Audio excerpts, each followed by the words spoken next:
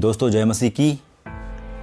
आज परमेश्वर के वचन आपसे बात करेंगे और इन वचनों के द्वारा आप अपने आप को जांचें, देखें कहीं आप परमेश्वर के वचन के विरोध में तो काम नहीं कर रहे हैं। दोस्तों कई बार परमेश्वर चुनता है आपको, यदि आप उसकी बुलाहट के अनुसार और उसके मन के अनुसार नहीं चलेंगे तो आप अपना पद खो बैठेंगे।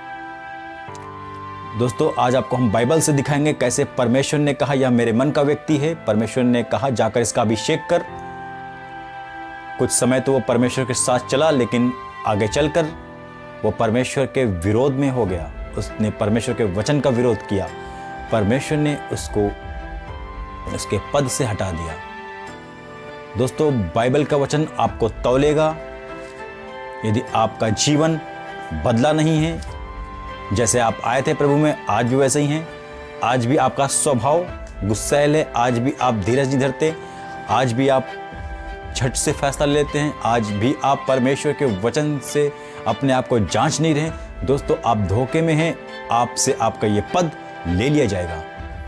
जिस प्रकार दोस्तों एक खिलाड़ी, क्रिकेट का खिलाड़ी अच्छी परफॉर्मेंस के लिए सुबह 4 बजे उठता है, मेहनत करता, अपने शरीर को तैयार करता, अच्छा खेलता है, लेकिन जब उसको बहुत सी आशीष मिलती है, बहुत उसके अंदर घमंड फूल उठता है, वो उन प्रैक्टिस को करना छोड़ देता है।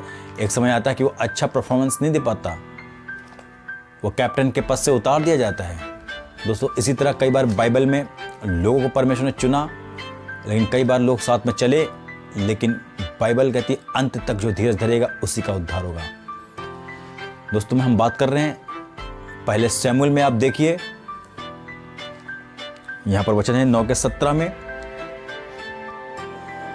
प्रभु का वचन कहता है हृदय परिवर्तन, बदलाव। यदि आपके अंदर बदलाव नहीं है तो परमेश्वर आपको आपके पद से हटा देगा और उसकी जगह कोई दूसरा नियुक्त हो कर देगा। दोस्तों हम बता रहे हैं साउल के बारे में। साउल से अपने पिता की गदहियों को ढूंढता हुआ जहां पर शमूएल भविष्यवक्ता रहता था वहां पहुंचा।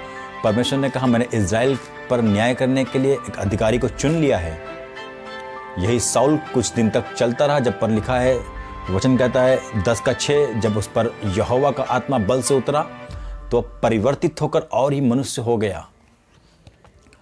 कुछ समय तो परमेश्वर के वचन को मानकर चलता रहा, लेकिन एक समय पर इसने परमेश्वर के वचनों को ना माना। परमेश्वर ने इसको इसके पद से हटा दिया। उसकी जगह पर परमेश्वर ने दाऊद को चुन लिया।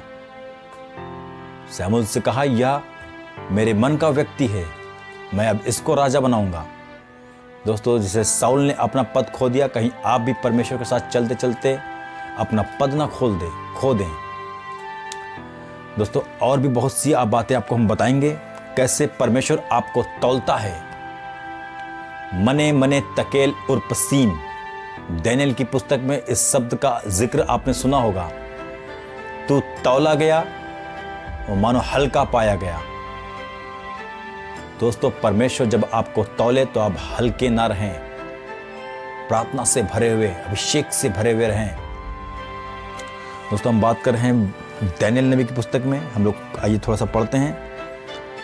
5:20 देखते हैं क्या बताता है। परंतु जब उसका मन फूल उठा और उसकी आत्मा कठोर हो गई, यहां तक कि वह अभिमान करने लगा, तब वह अपने राज सिंहासन पर से उतारा गया और उसकी प्रतिष्ठा भंग की गई। दोस्तों हम बात कर रहे हैं यहां पर एक राजा के विषय में। जब परमेश्वर ने उसको राजा बनाया, यहां तक कि लिखा है प्रभु ने कहा उसका मन फूल उठा, उसकी आत्मा कठोर हो गई। उसने देखा कि ये सब राज्य मैंने अपने सामर्थ्य से, अपने बल से खड़ा किया है। उसका मन फूल उठा। परमेश्वर ने कहा उसको प्रभु ने निकाल दिया। ये थोड़ा सा वचन और हम आपके लिए पढ़ते हैं, तब आपके बेहतर समझ में आएगा। वह मनुष्यों में से निकाला गया और उसका मन पशुओं का सा हो गया। उसका निवास जंगली गधों के बीच हो गया। वह बैलों के समान घास चरता और उसका शरीर आकाश की ओस से भीगा करता, जब तक कि उसने जान न लिया कि परम प्रधान परमेश्वर मनुष्यों के राज्य में प्रभुता करता और जिसे चाहता उसी पर अधिकारी ठहराता। नबूकदनेस्सर राजा की बात कर रहे हैं यहाँ पर। जब उसका मन फूल उठा, परमेश्वर ने उसको मनुष्यों में से निकाल दिया। दोस्तों बहुत से ऐसे आपने देखे होंगे जो मनुष्य में से निकलकर उनका स्वभाव एक जंगली जानवर सा हो जाता है। वो रोडों पर भटकते रहते हैं बिना कपड़ों के। आपने कई बार देखा होगा, उनका मन जानवरों से हो गया। परमेश्वर ने उनको मनुष्य में से निकाल दिया। वो थे, ये है तो मनुष्य, लेकिन मनुष्य के साथ नहीं रहते हैं। वो अकेले बीहड़ में पड़े रहते हैं, जंगलों में घूमते हैं, जूठा अनूठा खाते हैं। कि परमेश्वर ने उनके मन को जांचा तौला, वो परमेश्वर के योग्य चालना चल सकें। बाइबल में एक राजा की बात हम कर रहे हैं। राजा का ऐसा उसका मन हो गया, वो जानवरों से स्वभाव करने, वो घास चरने लगा। उसकी बुद्धि भंग हो गई क्योंकि उसने परमेश्वर के वचन के विरोध में काम किया। परमेश्वर ने उसको धन, प्रतिष्ठा, बल, सामर्थ्य यहाँ तक दी कि वो जो चाहता था, जिस राज्य में चाहता था, वो करता था। लेकिन इन सब बातों में उसका मन फूल उठा। इतनी आशीष देखकर उसका मन फूल उठा। वो निकाला गया, तौला गया, हल्का पाया गया। परमेश्वर ने उसको उसके हाल पर छोड़ दिया। उसका बेटा जब उसके बाद वो राज करने लगा, बेलशस्सर जिसका नाम था, उसने इतना बड़ा परमेश्वर के विरोध में काम कर दिया कि परमेश्वर के लिए यूज होने वाले बर्तनों को उसने परमेश्वर के भवन से मंगाया और बैठकर अपने प्रधान और रानियों और हरखेलियों के साथ उसमें शराब पीना शुरू कर दिया। हालेलुया।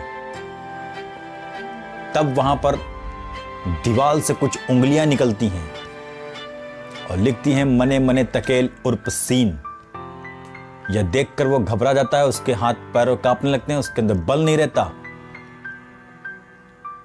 क्योंकि ये दर्शन सिर्फ वही देख रहा था राजा।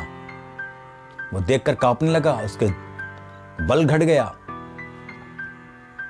उस लेख का अर्थ बताने के लिए दानियेल, जो परमेश्वर का भविष्यद्वक्ता था, आकर कहता है, आइए हम लोग बताते हैं 5:25 में पढ़िए।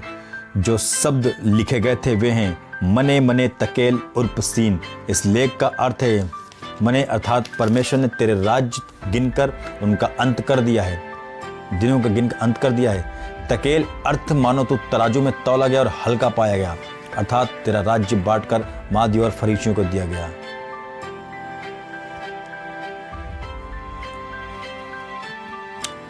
बेलशस्सर ने यह आज्ञा दी थी कि यह लेख जो लिखा है, इसके विषय में जो मुझे बतलाएगा उसको बैंजनी रंग, उसको बड़ा सम्मान मिलेगा और मेरे बाद वही प्रभुता करेगा। दोस्तों, परमेश्वर का वचन आपको तौलता है। आप प्रभु में आ गए, विश्वास कर लिया, वही पुरानी आदत, वही पुरानी बातें लेकर आप प्रभु चलते रहेंगे। प्रभु कब तक आपके बोझों को उठाएगा? एक दिन परमेश्वर आपको तौलेगा और देखा कि आपके अंदर तो कोई फल आज तक आए ही नहीं। जिस प्रकार परमेश्वर ने मत्ती की पुस्तक में कहा, एक हरे भरे पेड़ के पास इस उम्मीद से गया कि इसके अंदर फल होंगे। दूर से देखने में तो हरा भरा लग रहा था, लेकिन दोस्तों उसके अंदर कोई फल नहीं था। परमेश्वर ने उसे श्राप दिया कि तू सूख जा, अब से तेरे अंदर कोई फल नहीं आएंगे। तुझे बहुत मौका दिया गया। कई सालों से तू चर्च में लगा था, कई सालों से तू विश्वासियों के बीच में था, लेकिन तेरे जीवन में कोई बदलाव नहीं आया, तेरी बोली में कोई बदलाव नहीं आया, कोई फल नहीं दिखे।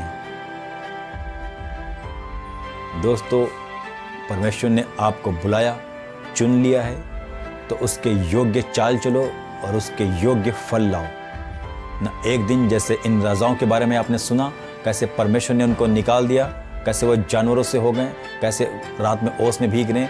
सब कुछ था इनके पास, राजा था ये, लेकिन फिर भी ये जंगलों में जानवरों के तरीके से भागा करता था।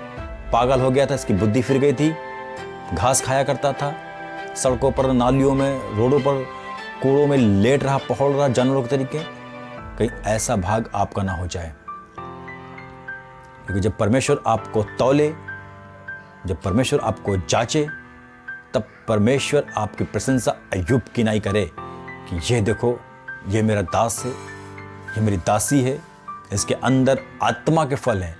यीशु मसीह ने कहा, तुम मेरे लोगों को उनके फलों के द्वारा पहचान लोगे, जान लोगे कि ये आत्मिक है या सांसारिक है।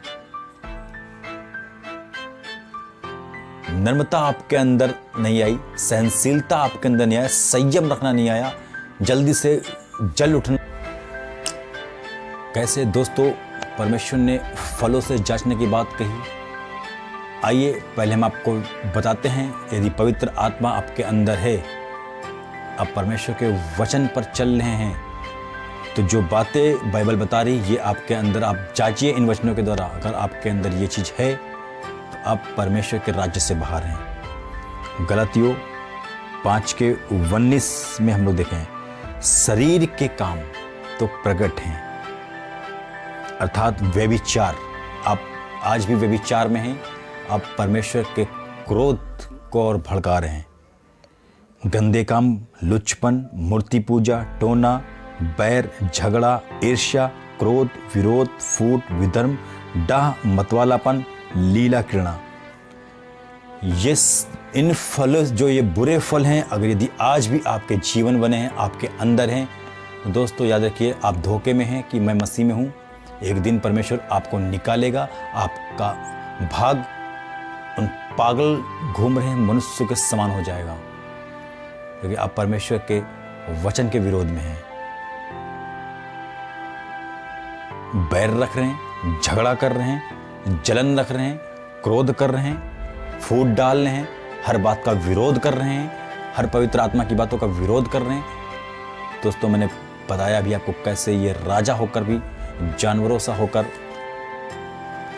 नदियों, नालों को, जंगलों में पड़ा रहता था, जब तक इसने जान नहीं लिया कि वो परमेश्वर है जो मनुष्य के राज्य पर प्रभुता करता है, जिसको चाहता उसको अधिकारी बना देता है। यदि आपके अंदर पवित्र आत्मा है, आपने परमेश्वर से प्रार्थना की, प्रभु यीशु मसीह से प्रेम रखते हैं, और परमेश्वर ने कहा मेरे लोगों को उनके फलों के द्वारा पहचानोगे। तो बाइबल में जो फल हैं, आप अपने आप को जांचिए इस वचन के द्वारा, क्या आपके अंदर ये फल हैं। गलातियों 5:22, पर आत्मा का फल प्रेम, आनंद, शांति, धीरज, कृपा, भलाई, विश्वास, नम्रता और संयम। दोस्तों ये फल, हर एक फल का अलग ही स्वाद है, अलग ही मज़ा है। जितने ये फल परमेश्वर बाइबल में बता रहे हैं, सबसे पहला फल प्रेम। आपके अंदर यीशु मसीह का प्रेम होगा। कैसे यीशु मसीह ने डाकुओं को माफ़ कर दिया, कैसे उन चोर उचक्कों को माफ़ किया, कैसे अन्य जातियों को अपने गले से लगाया, उनको घावों को चंगा किया। ये प्रेम, परमेश्वर का प्रेम आपके अंदर होगा तो आप भी दूसरों के प्रति ये सोच रखेंगे। दूसरा है आनंद। कभी घटी में भी हम आनंद करते हैं, कितनी भी घटी क्यों ना हो जाए, हमें पता है कि हमारा परमेश्वर हमारे लिए मार्ग को बनाएगा, हमारे लिए हर एक चीज़ों को तैयार करेगा। तीसरा फल है शांति। हमारे जीवन में शांति बनी रहेगी। हर प्रकार की उलझनों से, हर प्रकार के होने वाले अलग अलग जगहों पर घटनाओं से हम घबरा नहीं उठेंगे, कि हमारे जीवन में परमेश्वर की शांति होगी। धीरज। हर फैसले लेने से पहले हम धीरज धरेंगे, सोचेंगे कि परमेश्वर की इच्छा इसमें क्या है, परमेश्वर की मर्जी क्या है। हर फैसले को अपने मन से नहीं, धीरज धरकर प्रार्थना में रखकर उन बातों को सोचेंगे। हम लोगों के साथ कृपा करते रहेंगे, भलाई करते रहेंगे। ये परमेश्वर के फल हैं जिसके अंदर होंगे। परमेश्वर कहता है ये मेरा जन है। विश्वास, नम्रता और संयम। दोस्तों लोग छोटी छोटी सी बातों में संयम नहीं धर पाते हैं, उनके नम्रता नहीं होती, हर बात पर जल उठते हैं, हर बात पर जल्दी से फैसला ले लेते हैं, रोट कर घर में बैठ जाते हैं, बोलना छोड़ देते हैं। दोस्तों अब परमेश्वर के राज्य से बाहर हैं, क्योंकि यीशु मसीह का अगर फल आपके अंदर नहीं है तो परमेश्वर ने कहा वो मेरा जन नहीं। सो दोस्तों आपने देखा कैसे परमेश्वर ने राजा को तौला, वो हल्का पाया गया। कैसे परमेश्वर ने एक साउल को राजा बनाया था, लेकिन वो अपनी बुलाहट के अनुसार चल न सका, उसको परमेश्वर ने उसके पद से हटाकर दूसरे को नियुक्त किया। दोस्तों आप इन वचनों से अपने आप को जांचें कि आपके पास परमेश्वर के फल हैं या विरोध की वो बातें। प्रभु आपको इन वचन के द्वारा आशीष दे। जय मसीह की। आमीन।